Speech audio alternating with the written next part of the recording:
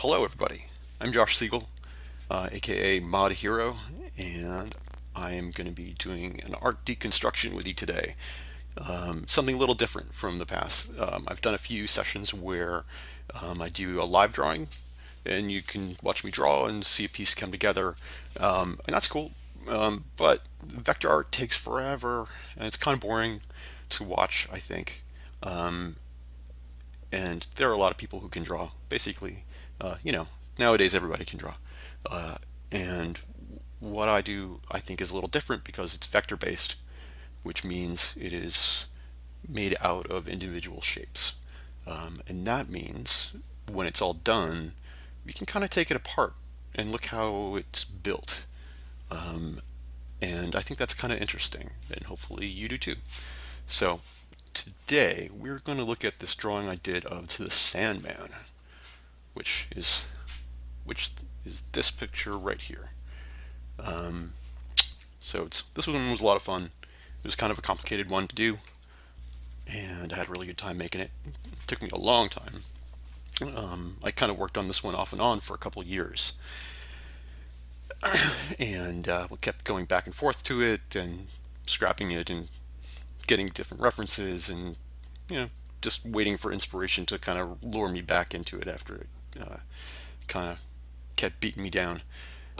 But in the end, I had a lot of fun with it, and it was nice to just draw something kind of whimsical where I was like, appropriate to the Sandman, where if there was an idea for, say, a giraffe, I could just put a giraffe in there. Even if he is a little silly, right? My gosh, giraffe. Anywho, this is the Photoshop file that I finished off with, and we'll get there eventually. But we're going to start from the beginning, sort of, back in Adobe Illustrator. So this looks like a whole lot of nothing, basically. And what we're looking at is the bottom layer of this file. So over here is the layer palette. And you can see there are a lot of different layers, and I have them pretty clearly labeled by the objects that are on them. And so we're going to kind of look at them bit by bit and see how it's all layered together. So we started off here right at the very bottom of the file is the water in the background. So basically some big chunky shapes. I often will put like a light gradient in the very background to kind of give things some personality. And in this case, because I ended up adding a lot of details at the top at the end, it sort of just felt a little empty without these planetoid objects that were hanging around at the top, and the giraffe and the train. So I kind of added them in later, and so they're in the very back of this file. I put them underneath the water and in front of the sky. So here's the water, and the train actually descends pretty high, or goes down pretty far. You can just kind of see how that is. These are just rectangular shapes that I laid next to one another and then kind of distorted to add perspective, and then brought the water in front of it to kind of crop them out at the right place. They do look kind of neat when they're super tall. Look at that. Yeah, that's doing something for me today, but maybe that's for another piece. And this train, look at this train. It's pretty cute. It's pretty simple, really. It's just a few shapes and one streak of light that goes down the side to give it a little bit of depth. I started going down a wormhole of researching trains when I was working on this and realized that was a little silly. It just needed to be a simple kind of train since it was so far in the background. It didn't have to be a specific important vintage type train that Morpheus would have running around the periphery of the dreaming. It's just a train. And there's a giraffe. I like giraffes. And originally with this piece, in an earlier draft of this piece, where there's this crow, Matthew, flying through, I actually had a big giraffe's head kind of popping up. And it was really funny. And I don't actually know what happened to that draft. I think I might have lost it in a crash. But it was cute, but it was distracting, and it didn't really make sense with the perspective of the piece. If he's, Morpheus is here floating up way high above the ocean and having a giraffe just sort of poking up. Didn't really make sense. I was working with a giraffe and some treetops, and then in the end, I realized he should just be floating kind of free up there. So there was no room for a giraffe in the foreground, and I didn't let the idea go. And in the very end, I threw a giraffe in at the very last minute and put it there, where I think he's cute. So anyway, so I've got these little planetoid baubles hanging out. They are just circles with gradients in them. Um, I usually, yeah, they're a very soft color gradient from one color to nothing on the outside. Like these hazy rings around the planets go from one color on the inside to nothing on the outside, so they fade out gently. And then I believe their transparency is, yeah, they're about halfway down uh, to transparent, so they're pretty faint. And then these circles are set to screen with a similar kind of gradient. So they screen transparency brings light colors up. It basically lightens anything according to whatever color is in front. So it makes things a little bit brighter. It's a pretty subtle effect in this case. And that's basically what I made these planets of, just a few circles with overlaying transparency effects that are pretty simple. And because they are semi-transparent and only about 50%, at about 50 or 40% opacity, you can kind of lay them over each other and get these nice shapes kind of playing with each other in a way that's not actually realistic, but I think it's one of my favorite things about it, Adobe Illustrator. And Photoshop too is using transparency effects to create shapes that aren't necessarily realistic, but give depth to something that would otherwise be kind of flat. Anyway, that's layer one. Above that, it's just a bit more water. Um, I started, this piece had a lot of phases where the background colors changed and became darker and lighter, and I don't even really remember half of it. Half of the attempts at creating the right scene here. Um, so there are just some random shapes. This layer doesn't really have a lot going on other than a few chunky shapes and gradients that describe the water. You can see a few curves and non-straight shapes, which I kind of try to limit in my pieces. Something about curvy shapes I feel like kind of takes the impact out of a vector art piece. I like very sharp and very angular lines. So when I'm drawing water or air or planets, I'll do a curve or two, but usually I try and keep the shapes very straight. Just a personal preference. All right, above the water, another layer here is the cape layer. As you can see, it is the cape. It's kind of messy. This is, uh, you know, in building this file, here, I'll go back to the Photoshop so you can see what we're looking at. Um, with all these layers, I could have I could have drawn him all in one piece, like an action figure, and then sort of inserted the mattress shape under him, um, or kind of masked out his figure to create a shape where the mattresses go, and had that cape intact. But that's a lot of work. It seemed kind of annoying, and in the end, the shape of the cape kept changing a lot, so having it on its own layer made sense. And so you can see there's a lot more frayed edges, and um, it's a fun little touch to the piece. It doesn't really do that much, so it was on its own level where it wasn't causing any trouble and let me focus on the more important parts of the drawing without having to I don't know, accidentally change it or move around or affect it, and it would just stay as is.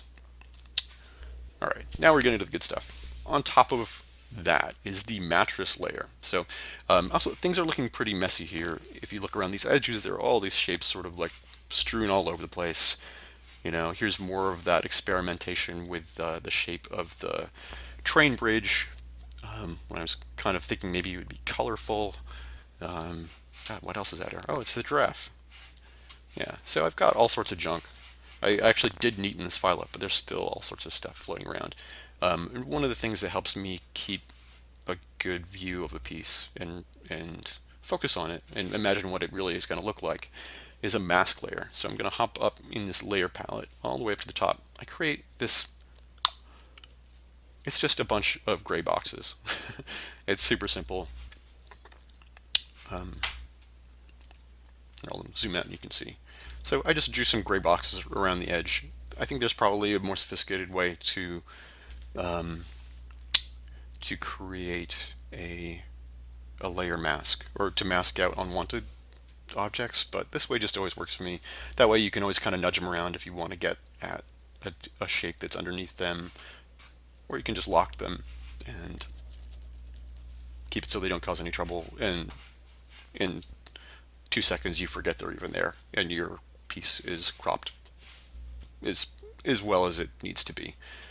When I export the file, the artboard here, this edge is the artboard, and that clips it directly to the edge of the file. So this group of gray boxes is really just for me and my own sanity, so I don't have to keep looking at all the garbage that I've kind of like left to the side as I develop a piece. So we're going to keep that on just so it's a little less distracting. All right, so here's the mattress layer, which was probably one of the more challenging aspects of this piece. It's hard to get for vector art to look soft is a challenge, because especially the way I try to do it with harsh edges and really kind of severe shapes, making stuff that's kind of squishy and soft is sort of the opposite of that. Here, let me lock this water layer so we can mess with the other things. I'm going to unlock the mattress layer and take a look at it. So basically I created a bunch of these chunky shapes and filled them with basic patterns. I believe some of these were even included with Adobe Illustrator. I might have found a few on DeviantArt or just Googling basic fabric textures. We can kind of click into it too and see. Yeah, so this is the original vector texture. This kind of quartered or thing that I applied, and I didn't really do too much with it. I think I altered the colors of it to match the color scheme. The nature of this stack of mattresses is meant to look kind of arbitrary, so I didn't spend a lot of time really composing a color scheme for them or anything like that. That seemed like unnecessary work. So we got a fancy pattern and some chunky stripes. These polka dots are similarly just another kind of stock pattern. And I took them apart and did where is this? I'm actually clicking on a shadow here. Sorry. Let's click into this pattern, talk about it. Oh, there's more shadows. Yeah, one of the challenges of a layered file like this is that, everything is on top of everything else, and it's sometimes hard to get access to the aspect of the file that you are interested in. Anyway, I thought this would be clickable from here. I'm not sure why. Maybe it's locked. Anywho, it's a basic pattern, and I shifted the colors to suit my taste, but I otherwise didn't really change it. I figured once it's such a, it's not an important part of the piece, and it's subtle enough that it adds texture, but isn't actually that interesting. The most interesting pattern, I think, is actually this fire one, which was another stock pattern that I altered and gave it a little bit more of a subtle color scheme, but I don't know. It made me think that in the dreaming, people floating around on these mattresses, they're stacks cobbled together from dreamers all over the place, including like dorky teenage boys who have mattresses made of a fire flame print. Anywho, those are the mattresses. And so I made these basic slabs of pattern and color, and on top of them I just started layering shadow, which is pretty much this is a technique that I use throughout. Like these hazy gray shapes are simple gradients from gray to white with a multiply transparency, which means they darken whatever is underneath them. I think this is only, there are only one or two shapes here. They're pretty big. I tried to, with something like this, I try to limit the number of shapes that I use because the more complicated it gets, the more likely I'm going to forget about a little shape like this and alter all the other shapes and then realize that this one is wrong and have to go back to it and make it match the color of the others. So I do try and keep, like this shape here. Here, let me change the color of this layer. There we go. All right, so now you can see the outline of this layer, or of this shape. It is bright pink, and you can see how it kind of stretches throughout. Same for this one.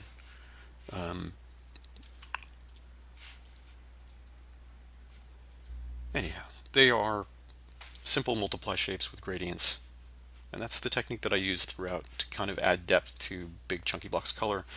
And where they overlap, they just darken one another and add the effect of essentially a wrinkle or a fold. And so you can kind of adjust it and tighten it up if you want, but one of the challenges of this piece was making these areas realistically messy because they're wrinkly mattresses that have been cobbled together out of dreams.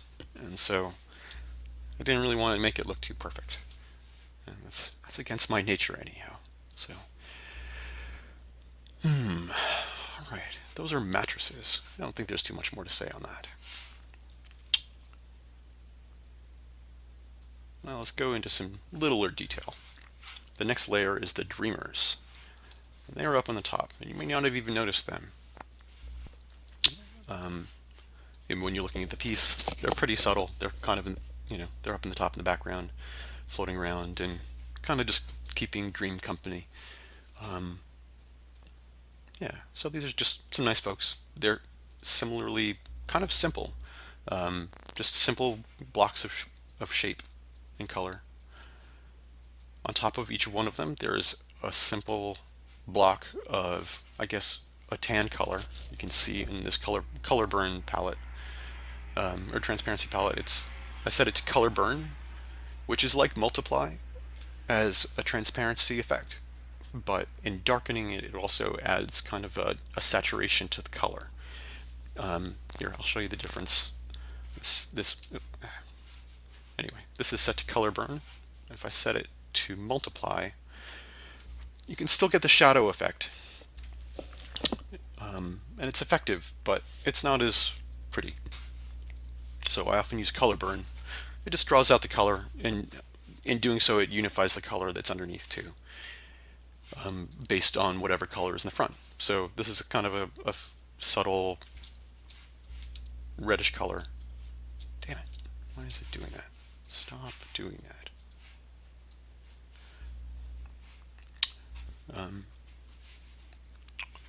Yeah, so this is kind of an orangey color.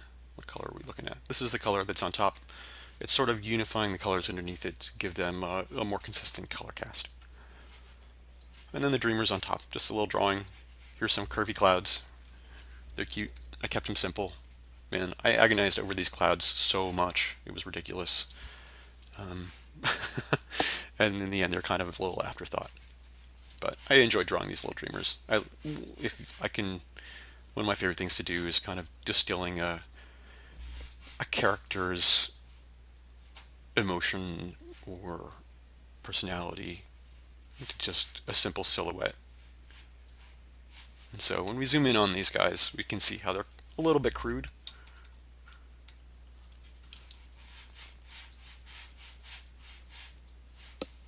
I like them a lot.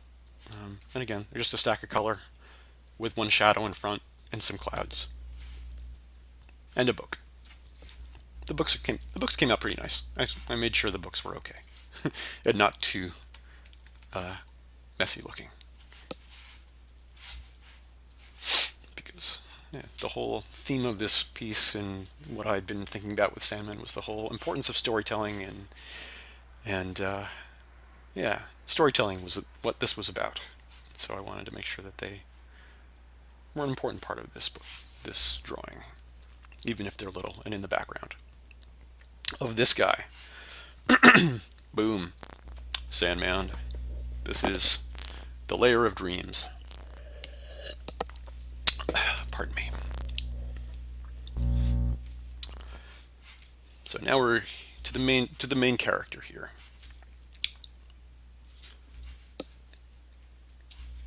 Morpheus, the Lord of Dreams. Here, let me take a moment here. Sorry.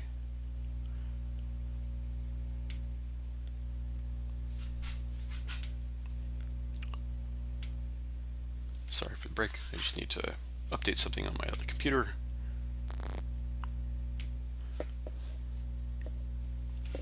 We'll get right back to this. Thanks again for watching. I hope you're having fun with this.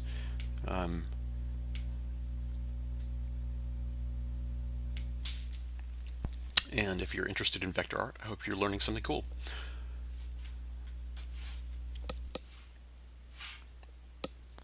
All right, back to business. Here's Dream of the Endless with his awesome hair and skinny body and a handsome face. This pose was based on the pose of the sleeping Buddha, who you'll see in statues if you Google it. It's a famous pose. It's meant to represent the Buddha actually as he passes away. And so I thought it was especially appropriate, as the whole arc of the Sandman story is really about him about to at the end of his life, whether he knows it or not. So that was why I chose this particular pose. Often the sleeping Buddha is seen as reclining much farther back, and I didn't really. I was trying to really copy that pose for a while, but the perspective was just really off, and it just made him look kind of flattened and goofy to be leaning very far back. So I kind of perked him up a little bit, but that is what this pose is based on. And I drew him using a lot of shapes. Let's see, where shall we start? Basically, big chunky white shapes are the outlines of his body. That's pretty straightforward. Oop, that's not. So, a basic white outline, kind of like the Dreamers that we looked at before. A silhouette that's posable and adjustable is usually where I start on. And then I start adding shadow, like this one here. Similarly to the shadows that we saw before, it's a transparency set to multiply. And it's a pretty subtle shadow. I didn't reduce the transparency from 100% because it's a very light object to begin with.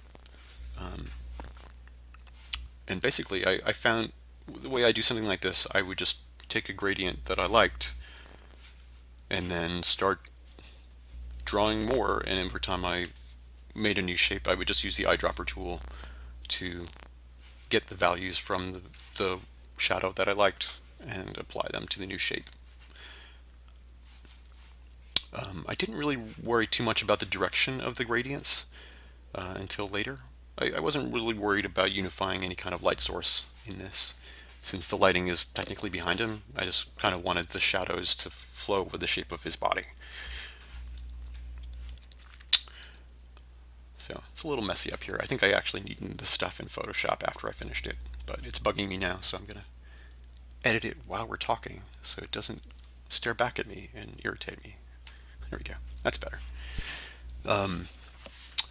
So there's a bunch of basic light shadows, and then on top of that are some slightly darker shadows, like this one here. Actually, I think it's about the same darkness It's just that the fact because they are layered with the multiply transparency, you can just keep layering them on top of one another, and they just get darker and darker to add additional shadowy shapes. See, the more I drag and move that, the darker it gets. So kind of in that way, I built these shadows up to render the shapes. Obviously not so messy, but it's really just a repetition of one shape, uh, one kind of shape with a certain set of values over and over again. And then kind of piecing them together in a way that kind of sculpts the character. Let's see. His face was the tricky part. This whole thing was pretty tricky. But it is made of basically the same elements of big chunks of shadow. And then these eyes are a little different, but it's really just a black shape with some white dots. um,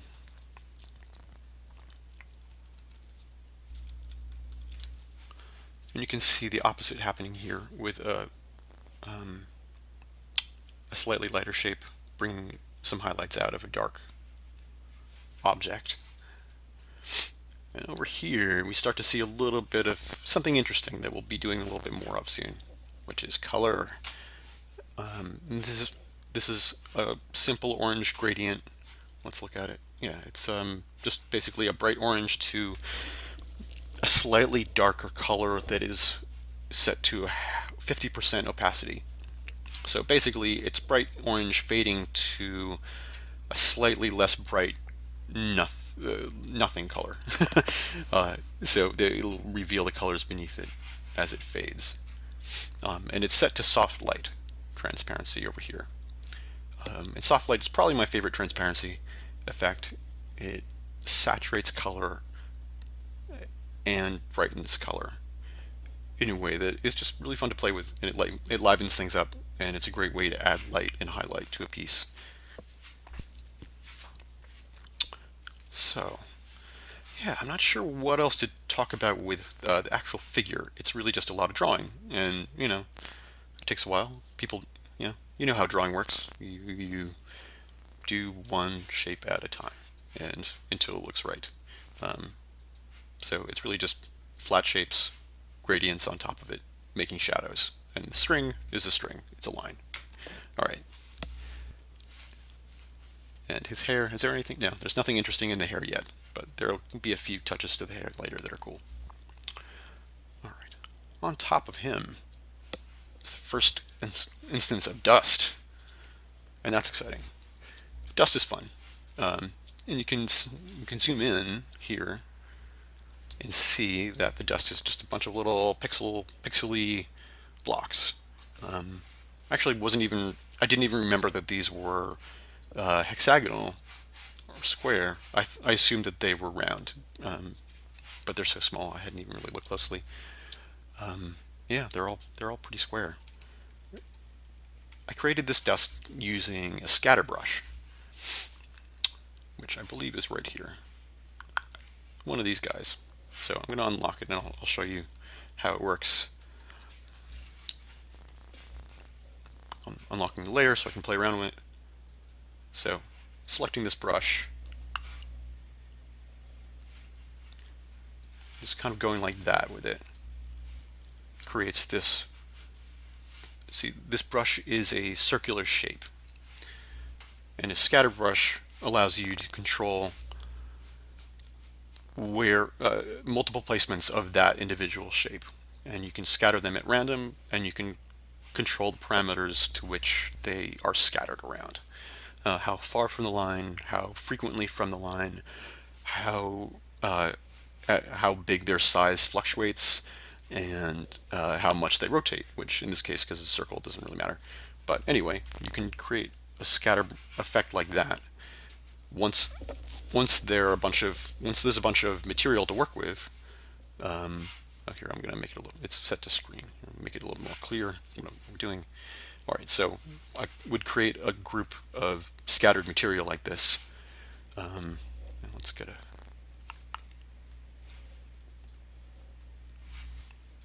and then expand the appearance of it. And expand appearance creates shapes out of all the little individual pieces rather than a brush stroke with a scatter effect. It actually creates shapes out of the scattered pieces. So you can see what just happened there. From a path with shapes arranged around it, it became a bunch of individual little dots. Cool. And so from there, with those individual dots, I can change the shape and perspective of it so it looks as if it's moving towards us and has some depth. It isn't just flat. So that is how I created that dust effect, more or less. And it's interesting, you can see when the scatterbrush's elements are converted from a path to individual shapes. Each element has its own little mask around it. Like each dot has this little square around it. And I think what I did, I probably just colored everything white before making the dust. And and I think I just didn't bother to separate the masks from the shapes underneath them, which is why if you go over here, all this dust is square. I think I probably just wasn't really paying attention to that, but it's so small it doesn't really matter. So anyway, that's how that dust was made. Goodbye. All right, I'm going to lock that layer up. So there's more of that to come. Glowing shapes. This is the layer. Things get exciting. Well, to me. The glowing shapes layer, watch closely. See, it warms it up. Similar to other parts of the drawing, these are just big blocks of color with a subtle gradient going from one bright color to a less bright color that is at a lower opacity to give the effect of a glow that is spread over a shape. I've got a couple of them here that kind of just brighten it up, and especially important on this guy, where they give these really rather pretty highlights. Brighten up his shirt, brighten up his face, brighten up his limbs, so that he feels lit by something, even if in this piece, obviously, the light source is kind of illogical and not terribly thought out, but I wanted him to have a really, not just an ambient glow, but to be affected by the light around him, to suggest that there are all sorts of things glowing in his proximity. Yay, glowing shapes. All right. On top of the glowing shapes, there is the foreground, which includes Matthew the Raven. So there's not too much about him that's technically interesting. He's just a neat drawing. I did use some reference of a crow, because after drawing a crow from memory a couple times, it kept looking sort of like a weird dragon dog. I always try to give myself that challenge of like try to draw something without reference first, just to see what your brain thinks a crow looks like. And I did okay on some parts, but I needed to go and look at a real picture of a crow for a few minutes and give it a little bit of a trace before fleshing it out. Like I basically needed the outline of the crow to draw it the best. Just to understand the angle at which the wings connect to the body, the proportion of the head and the beak are kind of distinct with crows. They're weird. So I needed a little reference on that. He's just basically some solid black background shapes that are dark gray or black. And then on top of that are these color overlay shapes of a similar, like a subtle gradient from white to a light color using the overlay transparency. So overlay, what that does is it brightens things that aren't black and adds saturation to them according to whatever color is in front. So when you lay an overlay shape with a tan color on top of a gray, it warms the gray color up according to the tan color in front. And similarly, if it's just white, it actually just lightens the gray according to the white color in front in a way that's kind of subtle. So it keeps things from being garishly lit, but brings a nice glow. And that's basically how I drew most of his feathers. They're either just solid shapes of gray or black, or these overlay shapes that bring out bits of color and warmth and kind of help make him feel less flat. And his eyeball is just some circles. There's nothing really interesting there. That's Matthew the Raven.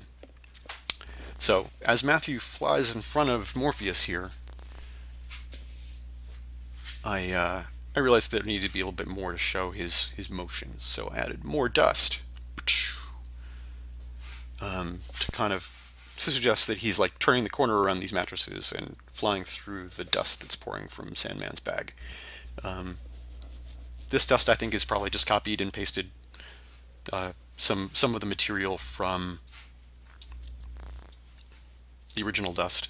You can see how some of it is circular, some of it is square. It's probably that masking of the brush issue that we looked at before. And I changed the color of it, of course. Let's see, is there a transparency effect? Let's find out. There might be. Oh, actually, interesting. This is masked.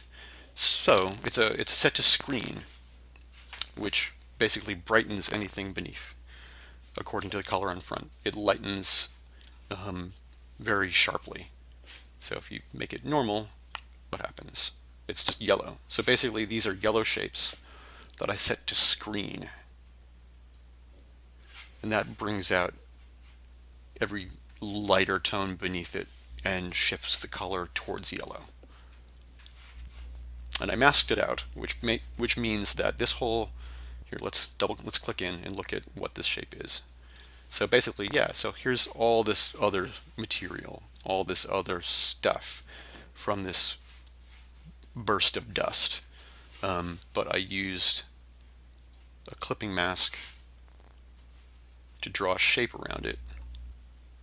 Come on, there we go. To draw a shape around the dust and carve out exactly where it needed to be, so it wasn't taking over that whole side of the piece. It remains somewhat subtle, I guess. Anyway, I hope you're enjoying this. I feel a little silly just talking to myself, but yeah, this is kind of fun too. So if you dig it, please leave some comments for me, or share it around, or tweet at me or something. Let me know what you thought. And yeah, I hope you think this is a good time, and maybe you're learning some stuff. So we're nearing the top of the file. You can see it's looking pretty much like what you might have seen. And now we're going to get to some of the finishing moves of this drawing, which are texture. I'm pretty big on texture and all that it can do for a vector drawing. I'm inclined to overuse texture a little bit. I think it's fun to layer and just see what happens with photographs of paper or of paint, or of all sorts of things that I've collected over the years of the internet. Whenever there's someone who's giving away or selling texture for a pretty low price, I tend to just scoop it up and hold on to it for later use. And then when I'm building something like this, I just experiment with different kinds of paper and texture to lay on top to see which one feels right. Because sometimes they're just, it's hard to get right. Because every paper is different and every piece is different. And sometimes their textures just look really wrong, and it's hard to tell why until you just start swapping in different options. So right here is the first paper texture.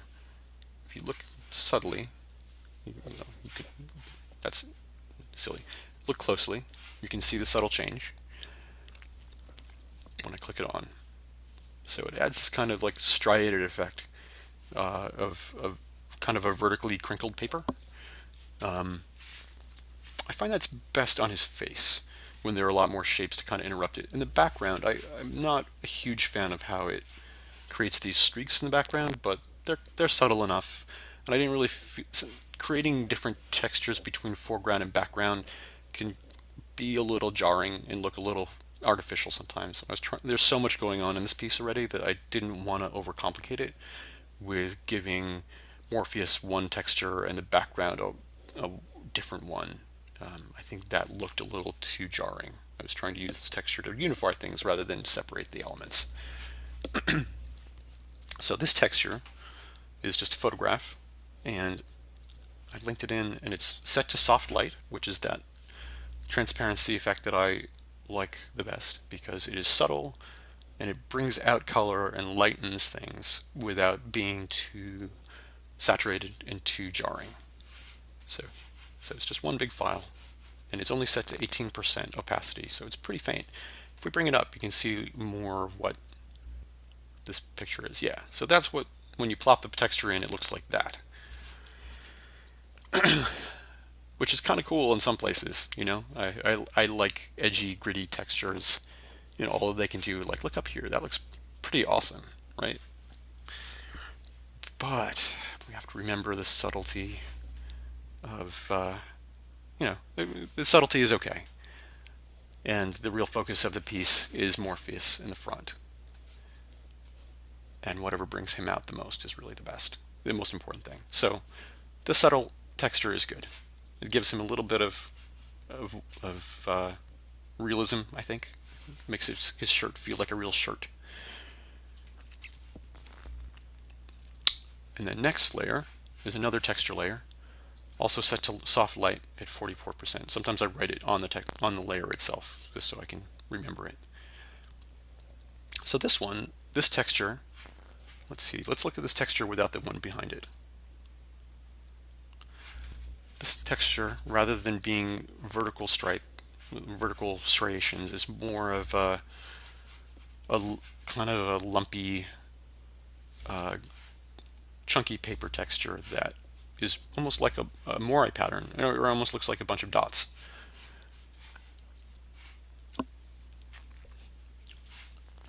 So, and that one is set also to soft light at 44%. It's kind of nice on its own too.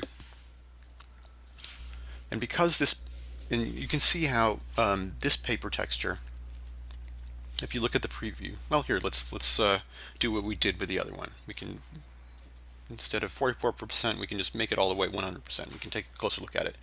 So this one, I brought in for texture because it has this great, I don't know, this great texture, but also I brought it in because of color. It has this kind of wild color gradient of its own, where it goes from reds and pinks and greens up here down to like much darker greens and grays and blacks down in the bottom right. It's a little arbitrary, but having this color laid over the top of the piece helps unify the color scheme and subtly bring all these elements together.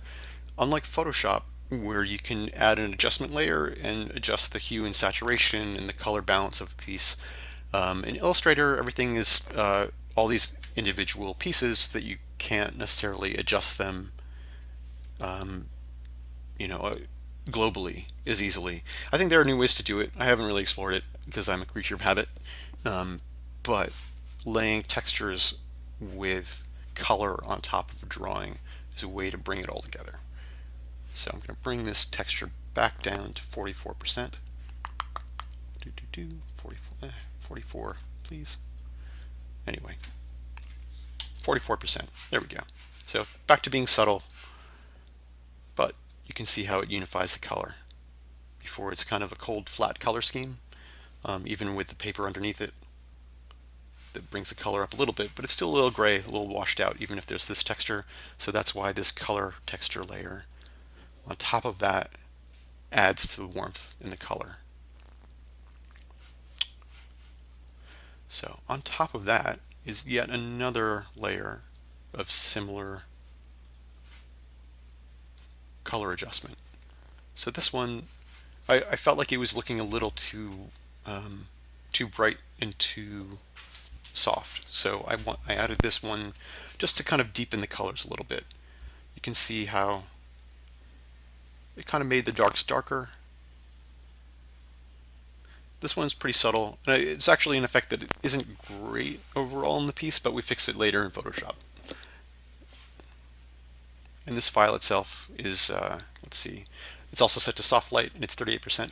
Oh, this is a dark grain, this piece. Here, let's look at it. It's a black and white slab of texture, of a very kind of a fine grain. Like, here, let's take away the other colors and you can look at it. So that's what this last color is. It's like grain and scratches with black on white. So it's really just, it's a pretty subtle one that's not really meant to even look like paper. All right, so here are all the three textures together. And you can see how they add a kind of a bunch of different kinds of depth to the drawing. All right, we're nearing the finish line. It's looking really dark, isn't it? Yeah, that's weird. But there's still more to see. So here, okay, I think we're actually done with the Illustrator phase of this file. So from here, I take it and export the artboard as a high-res JPEG or TIFF and bring it over to Photoshop. Boom, where I add color adjustment. So it comes in looking like this. This is basically what we just exported from Illustrator. The color's a little different, but I'm gonna not worry about that because I think it's just monitors and color preferences and stuff. So from here I do a series of very subtle color adjustments using the color adjustment layers that I just mentioned don't exist in Illustrator, even though I think they do now. I have to look into that, but this is my habit in my process. So first we balance the color a little bit, bring out the blues and the reds, kind of squish some of the greens and yellows to make them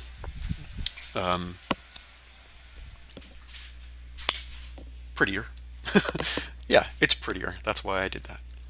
I used an exposure layer to brighten things up a little bit. You can see that especially here. I'm turning it on and off. You can see it especially up top. The oranges pop a little bit more, bringing up the light spots. Here is a levels layer that I use to brighten even more. Basically brightening up the midtones and the highlights. Here's another layer of levels, a level adjustment layer. This one really brightens it up. Yeah, it almost washes it out a little bit, but I feel like it needed to be, the colors weren't popping and the highlights weren't really popping, but that it's a little too much. But then I put a layer of curves on top of that brought the midtones back up as like to darken them a little bit and give it a little bit, I don't know, to flatten it a little bit less. And then finally there's a hue saturation layer on top to make the colors just sing that much more. So especially if you look at the oranges and the yellows and the golds, this layer, when I click it on, they really come out. And from that, I think this file is done. Yeah, I think that about sums it up, folks. That is how I built this illustration of the Sandman that I have. If you're interested in seeing more of my work, please check out modHERO.com. And if you like this and you like this kind of presentation, let me know. This is a kind of new thing for me. I can do some live drawing occasionally, but I feel like it's not super original, and I wanted to try and do something a little bit more unique to a little bit, different from what other people do online as a drawing demo, and something that suited the kind of work that I produce. And yeah, I've been talking to myself in front of the internet for like a half an hour, I think. So I hope I haven't bored you. I hope I've amused you and made you learn some cool stuff. It gave you some interesting things to look at. My name's Josh Siegel, and you can go to modHERO.com to look at more of my stuff and check out my work. So please drop me a line. My Twitter is Josh Siegel, yeah, and my Instagram is modHERO. I'll talk to you soon. Thanks very much.